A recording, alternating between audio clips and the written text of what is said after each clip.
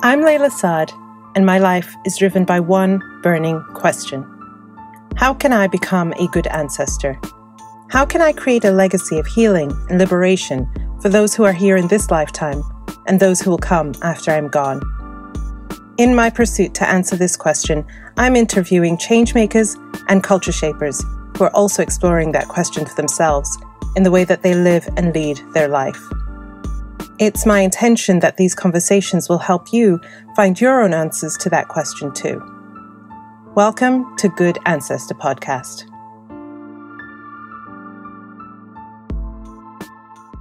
Hi, everybody, and welcome back to another episode of Good Ancestor Podcast. I'm your host, Layla Saad.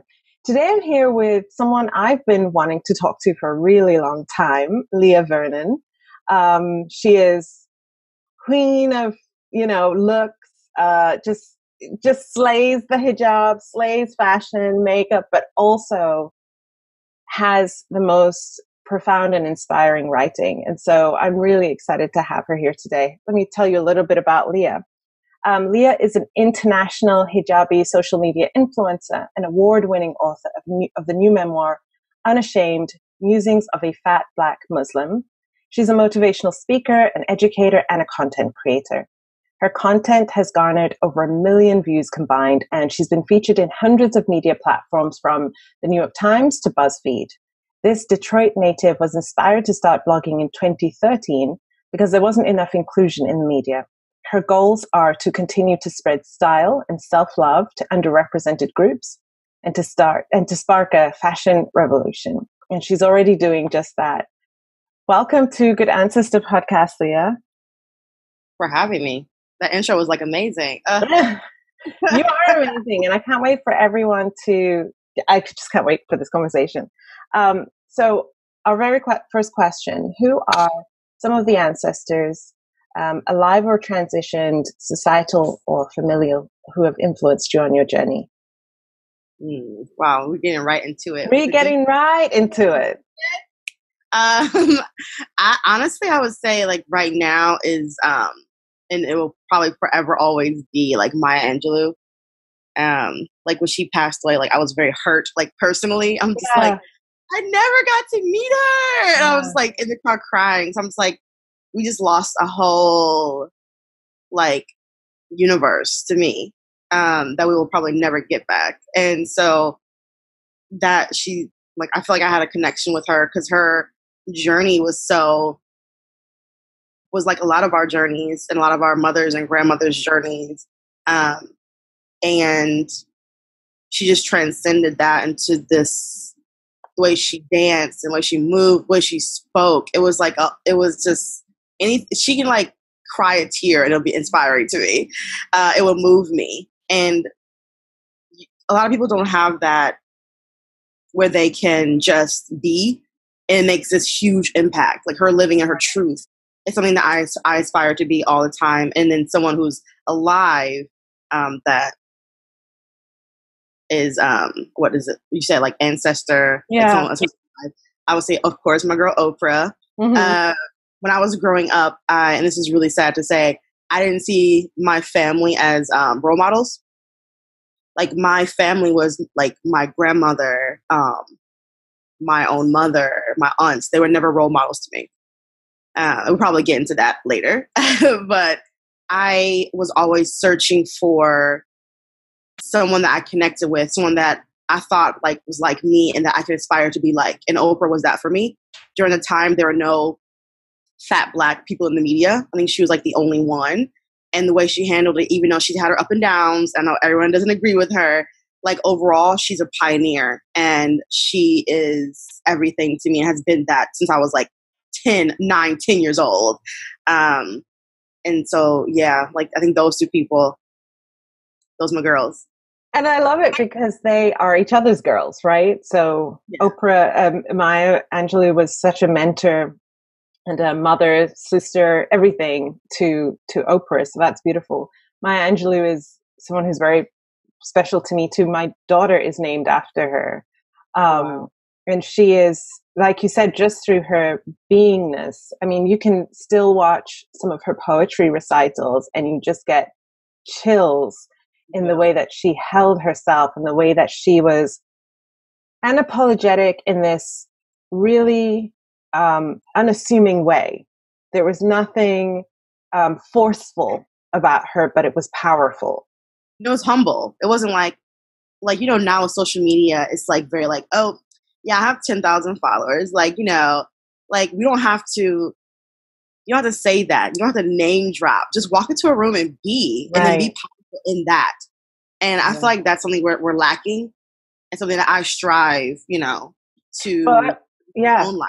I was going to say, I feel like it's something that you do very well, and I know that you're someone who talks with great transparency and great, you don't sugarcoat things, right? About your experiences, about being a fat Black Muslim woman in the world, and also in an industry in which many of those identities are not just not the norm, but seen as something to avoid, right?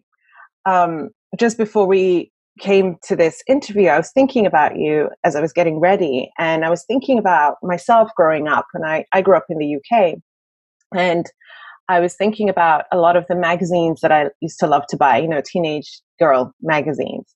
And there was never anybody who looked like you on those magazines, but there wasn't even anyone who was Black and thin and not Muslim, right? It was just white, white, white. And we didn't have things like Essence magazine or any other kind of Black representation. And so I often think about the difference between myself growing up and the experience my daughter has growing up. She's growing up in the age of the internet. So even though you're on the other side of the world, she has access to people, she will have access to people who look like you, and how that just is so important. How you show up is seen as revolutionary by so many people, but it's also just you showing up as yourself. Yeah. Right? I know you've had a lot of comments of people say, where do you get the confidence to you're like record scratch. No. Would you ask a thin person that? Like, I don't hear interviewers asking like thin or straight size people, like, as a thin person, where'd you get your confidence? Like, I've never heard them say that. They say it to fat women, dark-skinned women, people who are not necessarily considered societally beautiful or wanted or like put on the beauty standard pedestal. Right. And it's just like these microaggressions, it seems like very small and insignificant, right? But when you have a lot of interviews and people continue asking you that, you have to get them, because it's like, this is not an appropriate question in the context. If it was like another like plus size woman asking me, or another like marginalized body asking in a way that's conversational and not like loaded, that's fine. When you have like a straight size white woman asking you that, you're like, honey, would you ask that to a straight size or person or a white woman? Like, would you ask them that? And like, I have to always put that, because some people like think that I am basically rattling the cage, that everything's diverse now, everything's inclusive, so why do I have to continue, beating the dead horse? But it's just like, no, like, you guys have no clue the behind the scenes of being in an industry, like you said, that is so against these looks. I always tell people, I'm shocked when a company hires me to model. Like, I'm legit shocked. Not because like I'm not a confident person, or I don't think that I'm able to produce the same quality campaign that someone who's taller or thinner or non-Muslim could do. It's just the fact that it's so rare. And so when I get calls as a person who doesn't have a modeling agent, and I'm standing with people who have 1 million followers, 250,000 followers, who are tall and curvy in the right places, who are usually biracial, and you have me who's 5'4", not the right fat, right? Way bigger than all the models, can't walk in heels, from Detroit, loud as fuck, and I'm standing and modeling amongst them. That's so shocking to me. Like, I would never get over that, because it's so rare. So I mean, it's amazing. Like, I've never ever thought, like, I never set out to do this, Um, it's tell us a interesting. little bit about how you did begin doing this. So you said you saw that there was not enough representation. Right. Yeah. So just to take it back a little bit. So when I was growing up, I had body dysmorphia. I probably still have it. But of course, like growing up in a Black Muslim community, words like these are not like widely used, right? Right. Things like mental illness and depression, anxiety, like you don't use those words. Like, oh, you're a little sad, go pray about it. Right. So you got that. And so as a Black girl growing up, in a very, like, there's two sides. Like you had your disadvantaged Black community, and then you also had like the Muslims who were like Middle Eastern Desi. So I was split between those two, and then the third would be white society. So you have a fat Black girl in the middle of all these identities that she doesn't fit in, right? So with the body dysmorphia, I absolutely hated the way I looked. Absolutely hated anything like ethnic, whether it was my hair texture, skin color, the way I spoke, where I lived. My plan was to live life as a white woman, and I'm not even kidding. Like it's funny now that like this is a lot of problems that we go through. Right. And I think that so many of us, whether we were able to articulate it or not, when we look back now, we're like, that's actually what I was trying to be. Yeah. And I was like, I'm denouncing everything that I thought was ghetto or ethnic or culturally Muslim. I don't want that. As soon as I get out of this house, I'm going to live my best life as a white woman. And that was my fucking goal. Which is disgusting at this point because I definitely am a proud Black woman.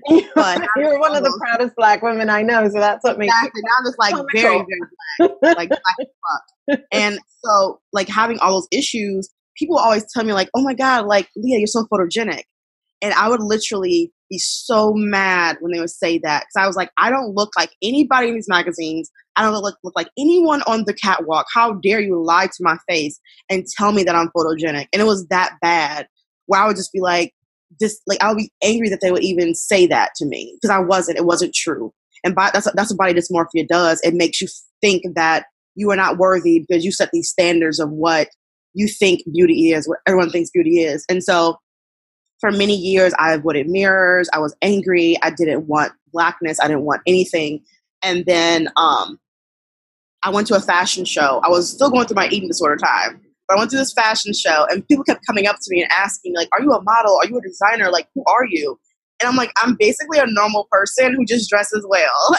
And that kind of like gave me an idea. I'm like, forever and ever, like even through my insecurities, I've had people come up to me and tell me that I'm photogenic or that I'm charismatic and I should be in front of the camera. And I was like, what if maybe I just try writing and blogging?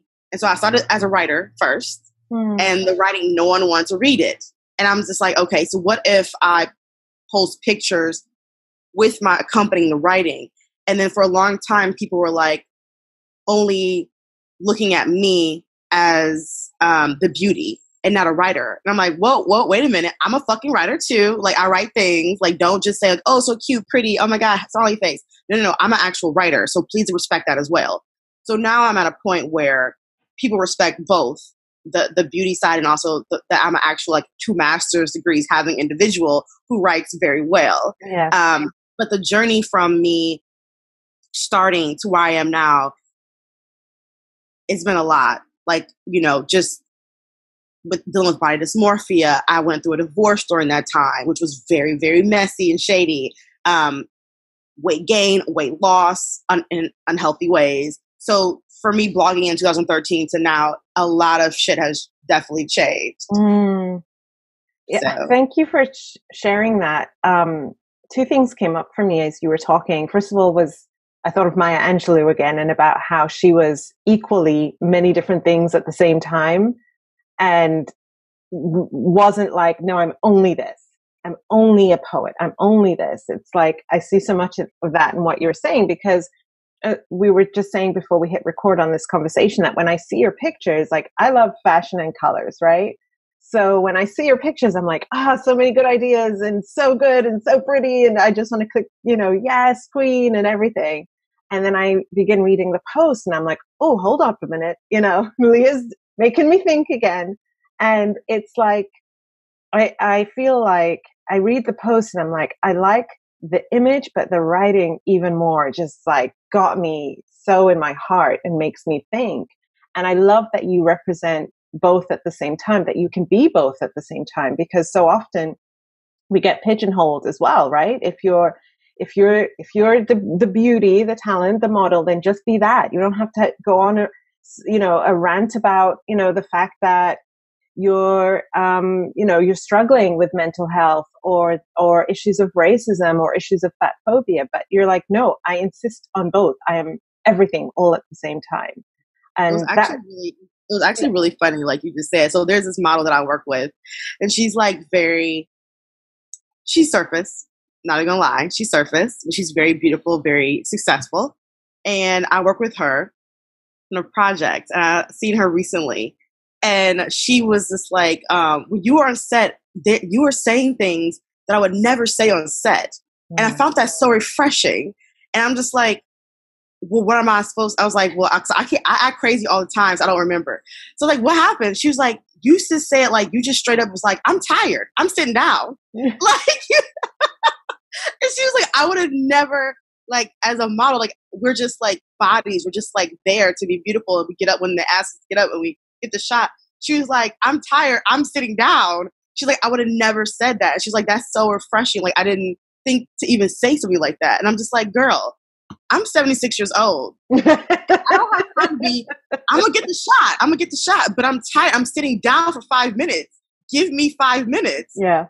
Because they'll make you feel on set like, oh, hurry, rush. Like, no, I'm the talent.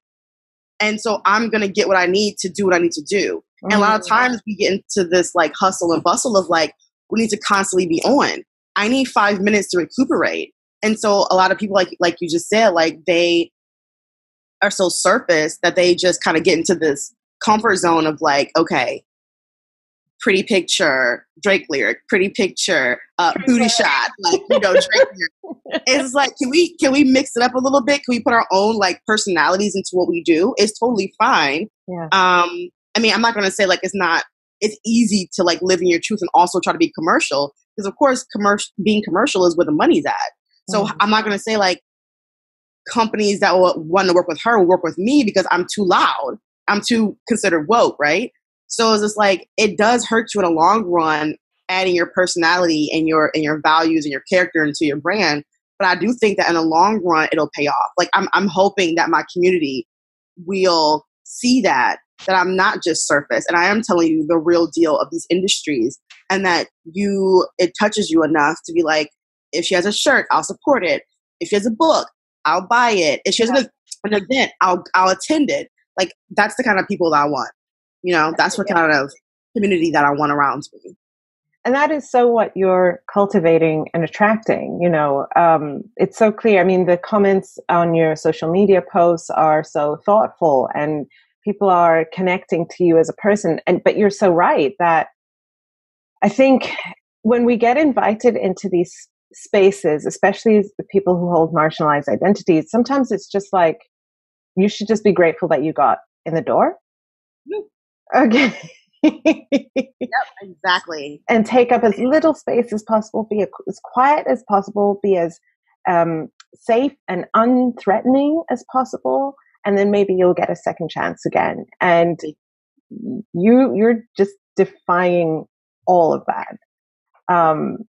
But it costs you. Of course. Yeah. And I go through a lot of like financial struggles because I don't think people understand that, like you said, there's costs to everything. Yeah. Once you decide to start telling the truth, and like I don't even go hard as I could go. Like what I go hard on is not even, that's like maybe 25% of what I really want to say. Right. But anyway, there's a cost, which means that I don't get paid as much. I don't get as many gigs as the other girls do. I've had to turn down gigs that I thought didn't line up with my values. So there's times when I'm just like, I'm living off a credit card. I might be popping on the New York Times, BuzzFeed, Huffington Post, but your girl is living off a Max credit card. Yeah. And I've shared that a couple times with for most part, if I'm down, I'll share it.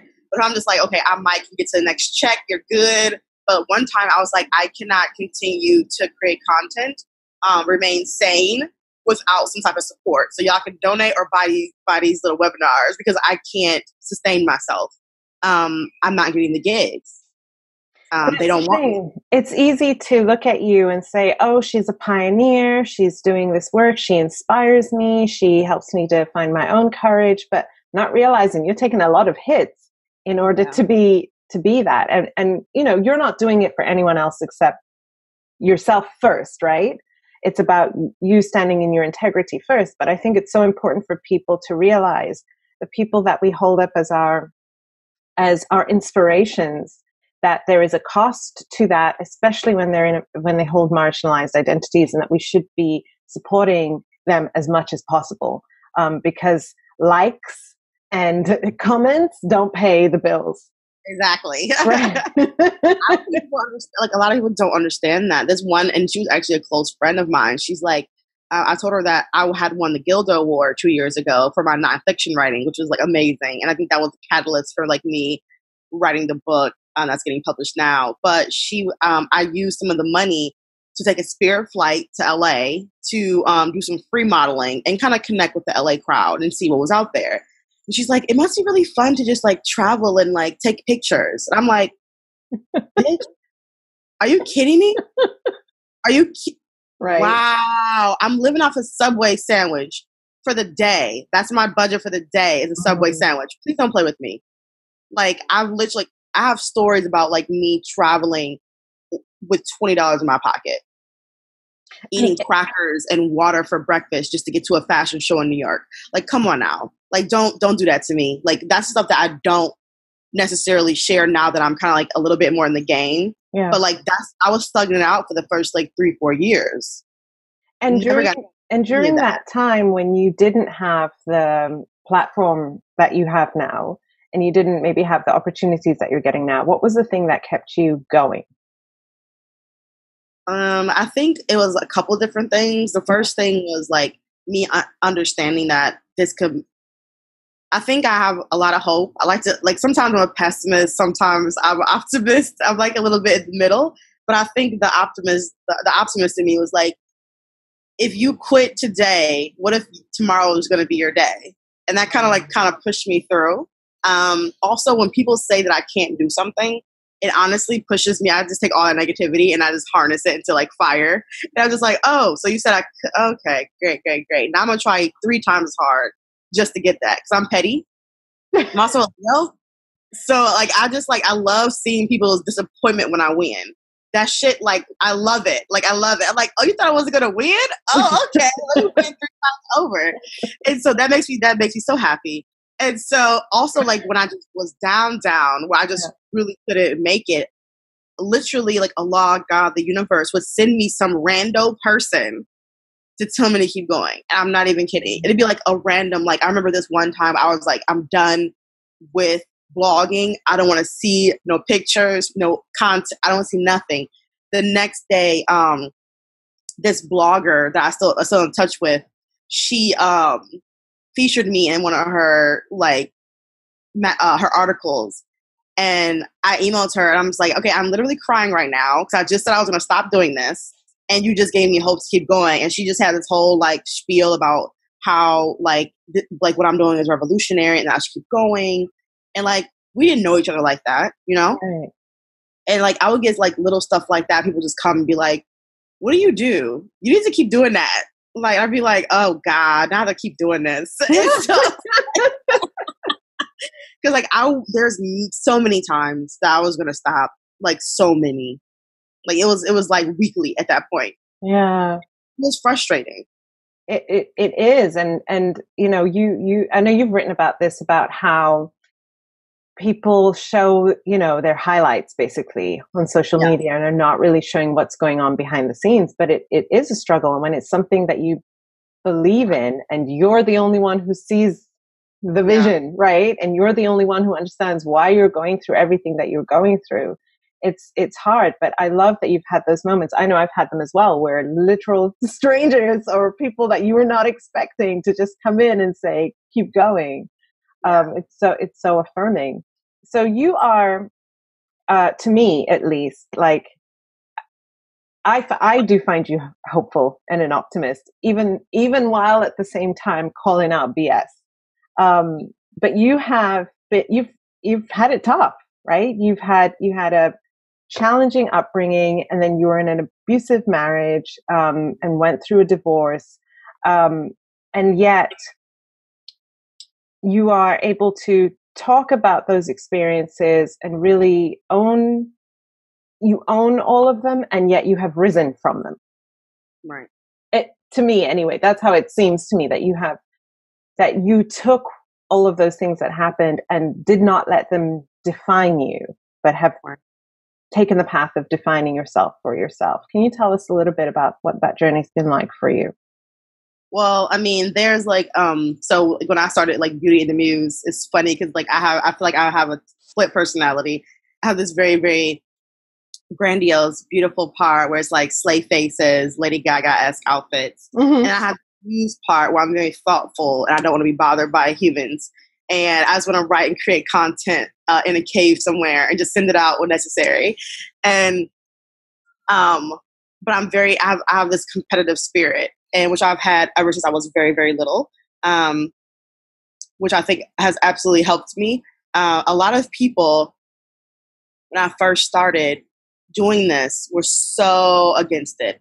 And I remember my cousin one time, I used to write like openly. I write like little articles and enter contests. Like I was very proactive, like at a young age, doing the writing thing. And I remember my cousin, I was like, yeah, I'm writing a book. And we were both grown at the time. And she's like, oh, everybody's writing books. Mm. And that made me so mad. Mm. I'm just like, you fucking bitch. Like, why are you, I didn't call her that, but I was like, I will never, and it wasn't just her, it was like other people. I would say like, oh, I'm writing a book. And I have my family members, unfortunately, Black family members, they'd be like, I mean, don't you have a degree? Like, what does that got to do with your degree? Can you make money from that? Like, why aren't you making any money? Mm-hmm. Like, I would get that all the time. So I started doing this thing where I didn't tell anybody that I was doing anything. I didn't tell them I was writing book stories, submitting them, anything on social media. I never told people because I would always get, unfortunately for my Muslim community and my Black community, and including my ex, why are you doing this? Like, Muslim women don't do this. Like, you should be focusing on starting a family. You should be focused on using your degree to actually make real money. Like, you should be, when these people haven't even tapped into their own greatness, but they're trying to tell me what I should do. And like, I wish I would have had a community back in the day, because I feel like, and I know woulda, coulda, shoulda, but I wish a lot of us, like especially like people of color and marginalized individuals, would have that support. Like I see other cultures having, like this support of, okay, we're gonna buy this. It might be crap. We're still gonna buy it to support this person. Like I feel like we're very hard on each other to the point where a lot of us quit before we even get started. And so I think that was like my main thing, is like people wanted, I don't know if it was like jealousy or if it was just like actual concern for me not having anybody and still being educated. But I started to internalize it. But I always knew that I was different from the other people. And I would tell people that, I would think it was arrogance. And I'm like, I'm not saying that because I'm trying to be arrogant. I honestly feel like I'm different from you. Like, you guys don't tap into what like the creator has given you. And I'm trying to do that. And so I had a very, very tough, especially in my marriage. Like that was, I feel like the more I tap into my power, the less the less love I got, the less attention, the less emotional support, financial support. He just did not want me to be who I am right now, which is why that had to end. But the way it happened was really fucked up. And I just, now that I'm looking back on it, he wasn't comfortable with me living in my truths. He wasn't comfortable with me igniting that spark that I was born with already. He wasn't comfortable with that. A lot of my friends weren't comfortable with that, my family members. And it's just very interesting to see like how they try to dim it, and how, like you said before, I overcame it. Because I could have like gave in. And like even to this day, I'm just like, why didn't you give in? Like, what made you different from them that you just was like, I don't care, I'm not stopping. So Yeah. Yeah. Wow. Well done. First of all, is what I want to say. Because to have so many people to be in an environment where people not only don't get what you're doing or why you're doing it, but are actively trying to discourage you from it, is really hard. And I think some of it is, family dynamics, but I think also a lot of it is the way that we internalize our own oppression and the way that we fear.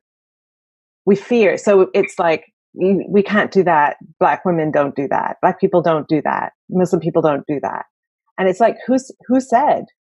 Exactly. Right? Sounds like colonizer said it to me. But for our own sort of safety and protection, it's like, stick with what's safe, stick with what we know, because if you do that, you're going to threaten everything. You threaten everything.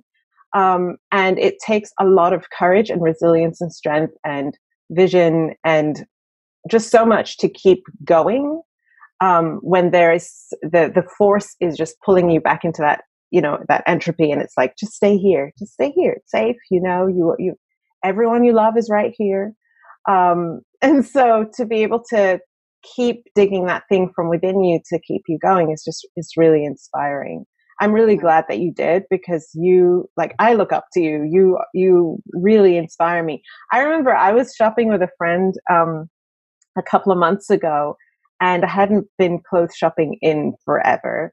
And, when you have children, it changes your body, and then you don't know what your body is or what fits you or who you even are. And so it was the first time that I was like, I'm going to go and get a whole new set of clothes. And I remember trying this jumpsuit on, and it was beautiful. But I remember looking at myself in the mirror and thinking, I look fat, right? And that was my fat phobia, right? That not just fat, but that fatness meant ugliness, right? And so I remember looking in the mirror, and then I thought of you, and I was like, hold on a second. Like, I just saw a picture of Leah yesterday wearing a jumpsuit, and she looked fabulous AF, right? And I did not look at that picture and think, oh no, she shouldn't be wearing that. Right. I did not enter my mind. I was just like, I wish I could rock a jumpsuit with like that, So I bought it because I was like, no, forget this.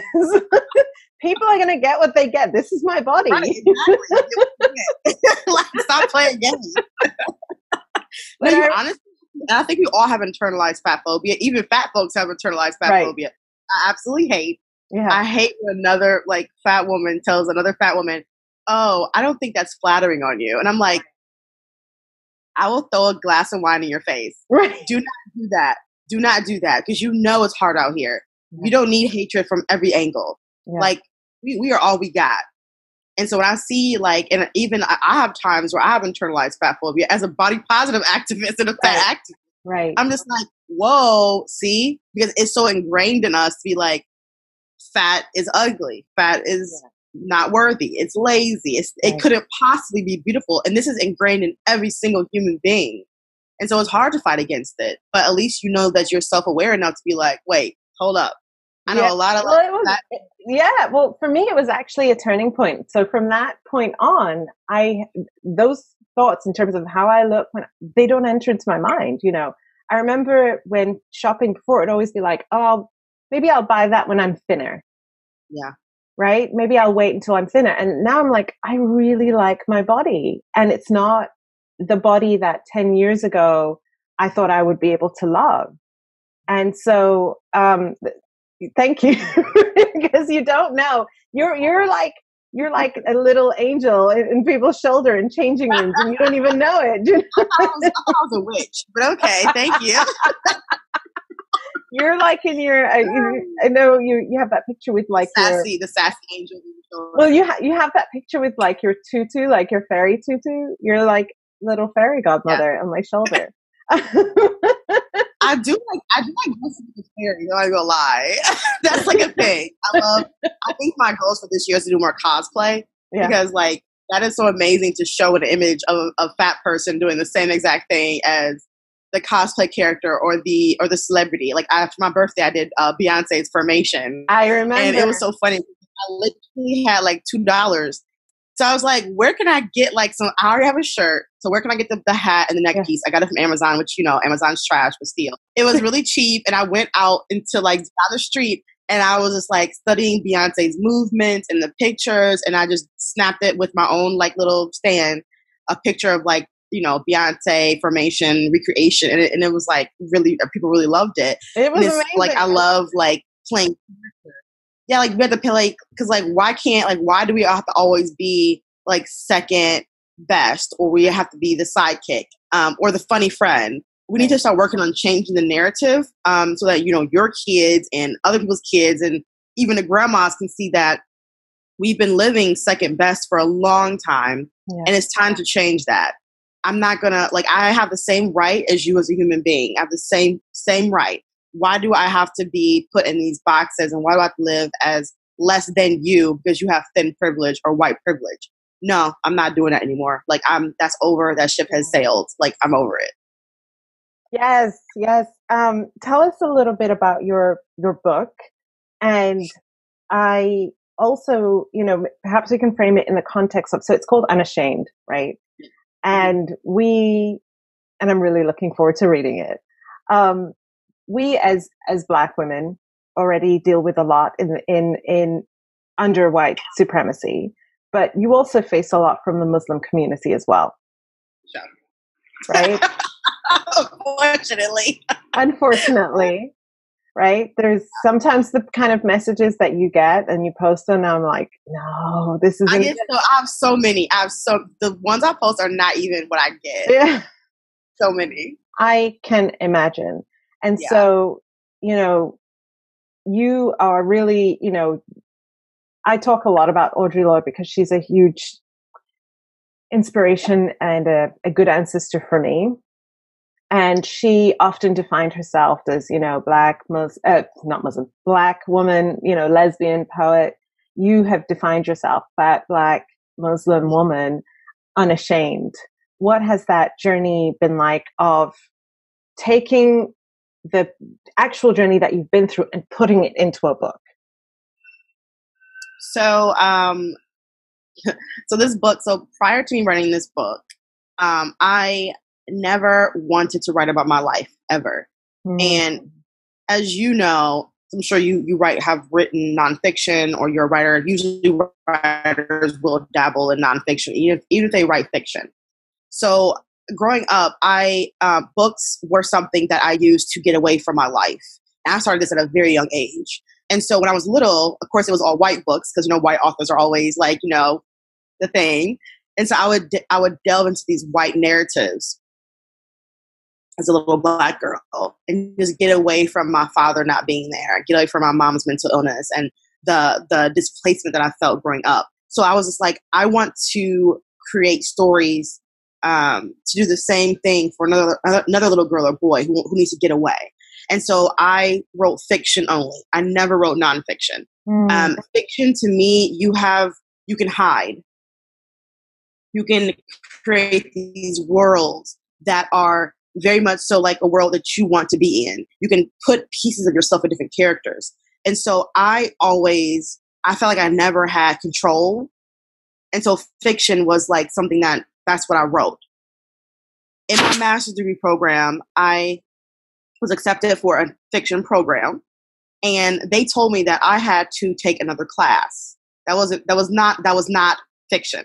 And I'm like, well, I'm not here for that. I'm here for fiction. And they're like, well, you have to take either poetry, screenplay, screenwriting, or nonfiction.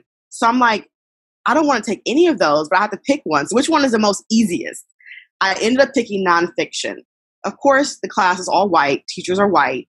But the teachers, although white, they're hippies, and it was a little woke. So they introduced me to all this Black literature. And I'm like, what? How have I'm like 20, in my 20s, and I have not known about Black nonfiction memoir writers. And this is some good shit. Yeah. And I was just, this is amazing. And I'm like, wow. And so they made me write about different things. And at this time, I was still very scared I was still married. I was still connected to my mom.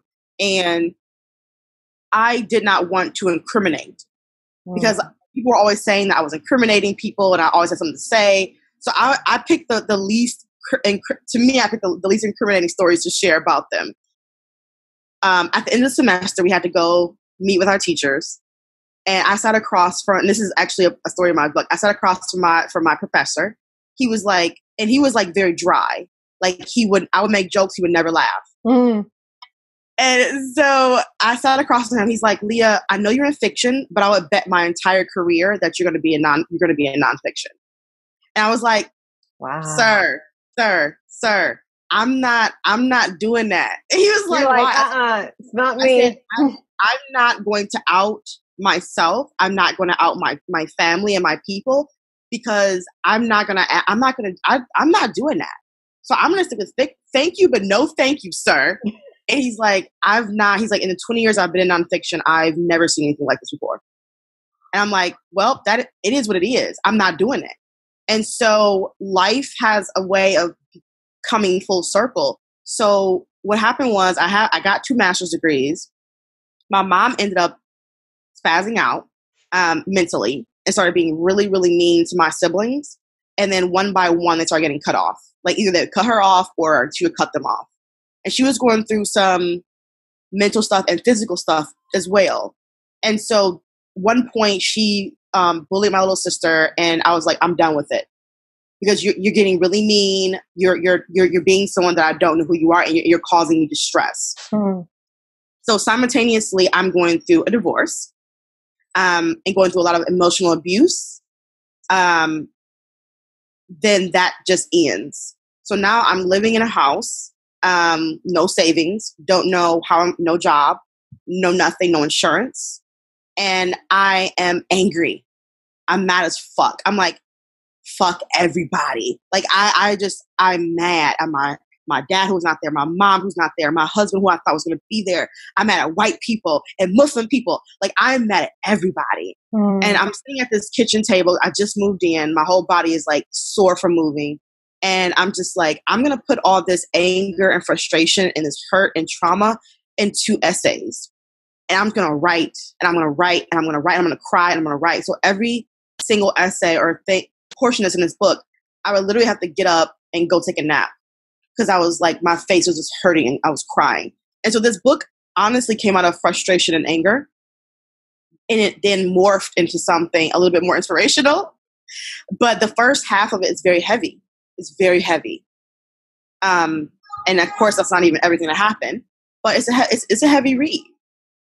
But you go through this journey of what it's like to be a fat woman, what it's like to be a Black woman, a divorcee, someone with mental illness in her family. You go through these events with me and in this journey, and you learn a lot about yourself, and you learn a lot about me.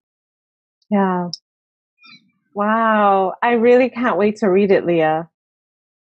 And because sweat, blood, and tears went into it. Sweat, blood, and tears went into it. Yeah. And I really, you're a phenomenal writer just on Instagram, so I really can't begin to imagine what this book holds in store. And isn't it so interesting? And I found this myself as well, how I know with my work, a lot of it began in anger and then became something more than anger, but it had to start there. Yeah. For me, at least. And I think it's as creatives and as artists, we mine our lives and our experiences for ourselves first to go through the healing, and then it becomes something that can really serve so many people. So I can't wait for this contribution that you've created. You are going to be one of those Black literary writers that people are studying in college and university. Yeah, it's funny because I'm very again, I have these 2 personalities, right? And so the beauty me wants to be like, oh, I want to be like the Black literary Cardi B. Right. And then the other side is just like, oh my God, your whole life's going to be open for dissection. Because right now I've been getting a lot, because the publishing industry is very elitist, as you know. It's white. It's very right, white women. So the reviews that I've gotten, the industry reviews that I've gotten, have been so Caucasian. And I'm like, can I get somebody who knows? Like, I've like one girl was like, she's just so raw. She's just, she's just so raw and so gritty, so mature. This content is mature. I was like, first of all, this is the life of a Black woman usually.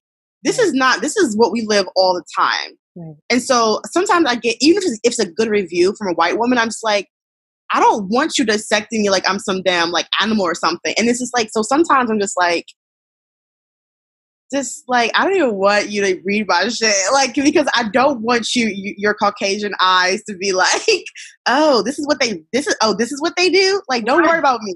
Worry about you. Right. And so I'm trying to not get into that mindset of like, okay, I understand. Morrison talked about this, right? The white gaze and writing under the white gaze. And I think it's something that so many of it, I know I contend with it just within this podcast, right? So I interview mainly people of color, mainly Black people, mainly Black women and femmes, but I have a very white-facing audience. And I know that it's something that I'm constantly navigating for myself is I want to have honest conversations with people like Leah. And I don't want to think about who's listening to it and who's watching because I don't want to have to cater for that. And I think it's something that we're so often aware of, right? That you, as an artist, as a writer, you're creating this body of work. And at the same time, you have this kind of like, feeling as people are reading it because the way it's being received isn't the way that you intended it to be received. Yeah. So I think, but at the same time, it's got to reach the masses. So it's kind of, yeah. And I'm trying to figure out like this. It's like an identity thing. It's very like comes from your identity. It's very. I don't think I can prepare myself for like what's going to happen with this book. Like I honestly don't think I can prepare for it. I know for a fact that I'm going to have some people who are very because there are mature themes in it. I do think I'm going to get like attacked from certain Muslim communities. I know that for a fact. And so I need to prepare myself to be hyper criticized and people taking things out of context and then non-Muslims harping on one section and try to spin it into something else that was never meant to be. So I don't think that I can prepare myself for this book. I actually called my sister a couple weeks ago. I'm like, throw the whole fucking book away. She was like, what? She was like, girl, what? I said, throw the whole book away. I don't want it no more. Take it. I don't want it. And she's because like, how do you, I mean, so you've had to deal with that being in the public eye anyway, right? I was scrolling through your feed and you had a post where you said that you'd done a video where you'd done a Brazilian wax. Yeah. And then you'd been told that you couldn't come and speak at the mosque because you'd posted this video. Right. It was not even nowhere near my vagina. Right. It was all your face, just so people are aware. It was all your face. They were mad about it. I was like, I didn't even do nothing. What did I do? Right. But you're used to, unfortunately, having people from different communities project different things onto you and, send you different critiques and criticisms. How are you taking care of yourself? Knowing that, because anyone who puts himself out into the world, that comes regardless, right? Regardless of your identities. You create something, you share your vulnerability, you have an opinion, a voice, and then you start adding identities like woman, like Black, like Muslim, like fat. And it gets ramped up and ramped up. Right. Right. Honestly, from me, like, so when I was in Detroit, I had like, my self-care things that I would do because Detroit is very affordable. And so I would do like, okay, I'm going to get my toenails done, or I'm going to go get ice cream and take a walk, or I'm going to go to the library or the DIA, which is like a arts institute. Mm. And so in New York, it's so expensive here. It costs to breathe. Mm. And so now, like when I first moved here, it was very difficult because I didn't think I didn't get the jobs that I thought I was going to get. So I was just basically thugging it out and living off savings, which was very difficult, still recouping from that. And so I was in a depression all the time here. I was constantly anxious. I didn't have my car. Everything's expensive. So getting your nails done in Detroit versus New York, that's going to be like double the price. Mm. So I started getting back into my old eating disorder habits when I first moved here, which kind of like put me into like it was really bad. And I was crying like every day living here. And so I'm trying to figure out ways while I'm living here and still on a budget to how can I do more self-care things. So I'm still trying to, at the same time, deal with this book stuff and my social media stuff and the interviews and living in a place that's not my own home. You know, like I've never moved anywhere in my entire life. This is my first time moving somewhere alone. And so it is a lot to do. Yeah. Like I'm always pretty tired. I'm trying to make it work and try to add more self-care. I probably could add more. Unfortunately, I don't think that's like realistic. So I do little things. I'll go out with friends, we'll get sushi, or I'll get like some ice cream, or but it's hard to, when you have so many different things you have to do, and people email you about deadlines that you should have did like 2 days ago, 2 weeks ago, like self-care or deadline, because like that's your rent money. Right. So I honestly, I was doing good with self-care in Detroit, but now it went backwards. So yeah. And how do you, you know, so often I think as Black women, we have this stereotype that's put on us as the strong Black woman, right? So you don't feel the pain of when someone's being a troll to you, basically, or being fatphobic, Islamophobic, misogynistic. What do you do sort of emotionally and mentally to be able to protect yourself? Well, I mean, a lot of people will be like, oh, they're trolls. They don't matter. Just let it roll off. But once you keep getting hit over and over and over again, it starts to take a toll. Yeah. Because you're just like, why are you bothering me? Like, I don't bother other people. Like, I don't have time to troll somebody or create a fake account to tell you that you're a fat pig. Like, I just don't have time for that. Right. And these people have time for that. Their goal is to hurt you. Their goal is to knock you off your square so that you can stop doing what you need to do to get to where you need to be. Stop you from living in your truth. Living in your truth makes other people hella uncomfortable, I've noticed. So a lot of people want to dim lights because they don't have the courage or tenacity to do what you're doing. So their goal now is to dim your shit. And so learning all of that and kind of putting it into context help a little bit. Yeah. I don't think anyone is 100% protected or can prepare themselves for hate. I don't think that's ever going to be a thing. It's like, I'm just 100% protected from hatred. Like, that's not how human beings work. Unless you're a robot, you're going to feel something from someone spreading or spewing hate to you, or just being plain downright nasty or trolling you. I think that now I don't know. I understand that there's a bigger picture, and that as you're getting closer and closer to like who you're meant to be, or whatever you're meant to see, or where you're meant to travel, or who you're meant to meet, as you get closer to that, it's gonna get hella hard. Like the universe, or the bad part of the universe, is going to try to put all these obstacles and rocks and boulders and family and your baby, like jobs and money. They're going to put everything in your path to keep you from getting to that whatever that is. Right. And so I have to tell myself, like, when things get difficult and shit starts coming down all at once, that you're so close to a breakthrough. So that honestly helps me get through to the next step, because I've seen what it's like to kind of get over a hump, and I can look back and be like, okay, so now I know. So now that I know that, then this is gonna help for the next double hump that I have to get over, right? And one quadruple hump, and just understand that honestly, at this point, I think it would be an injustice if I quit. I would be doing an injustice to not only myself, but I mean, I don't want to be this person, but I feel like millions of people. I agree. And so I don't feel like, because there's no other fat Black Muslim doing what I've done. No, there isn't. There is not, which is very scary and a lot of pressure. But honestly, like, I don't think I could quit, because just on the mere fact that I feel like if I quit, I would be letting myself down and a lot of other people. So life is going to be a struggle, whether I'm doing something I love or doing something I hate. And so it's just, that's it, right?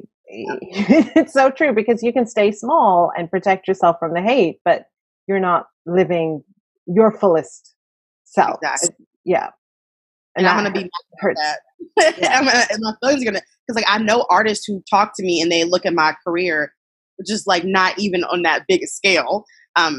It's like medium, and they'll be like, I am low-key envious because I feel like you've done so much in such a little time, and I just can't, I don't know what's stopping me, but something's stopping me from doing it. And I feel their pain when they say that shit, because that was me at one point where I was like, I'm not writing anything. Like there's 5 years like that I did not write, did not create. I was a housewife, a worker, and that was the worst time of my life when I could not create. And so when I see other people and see the pain of them not being able to live in their truths or not being able to create because of something that's stopping them, whether it's themselves or society or financial, I feel their pain. But I tell them, you're going to struggle whether you do it or not. So pick a struggle. Yes. Okay. Brilliant. Amazing. That's such a perfect place for us to close off. Thank you so much, Leah. This conversation has been so good. I cannot wait to read your book. I know it's going to do amazingly. I'm going to be sharing it everywhere. What does it mean to you to be a good ancestor? I never really thought about it, actually. I'm kind of like, I try to live in the moment, so I don't try to think too far in advance because it scares me. But it either really scares me or really excites me. It's like either or. I think what it means to be a good ancestor is leaving impact when you're no longer here. So like from my work, like I'm not going to be here forever unless they create like, sort of an android that they can put my soul or brain into. If they don't do that, then I would like my work to live on and still create the same impact. Yeah. Kind of like, Maya Angelou and like other ancestors we talked about. Like I want my work to still live on and create that same impact. Because the issues that me and you and a lot of other people talk about, these are issues that will be forever. Yeah. We will always have to deal with these issues. And so if I can leave something of impact and of importance for the next generation when I'm no longer here, that's what being a good ancestor is to me. Beautiful. Thank you so much, Leah. Thank you. I hope that this episode has helped you gain new insights and find deeper answers to what being a good ancestor means to you. We'd love to hear what some of your aha moments have been from this conversation. You can follow the podcast on Instagram at Good Ancestor Podcast and drop us a comment to let us know what some of your biggest takeaways have been. Thank you for listening, and thank you for being a good ancestor.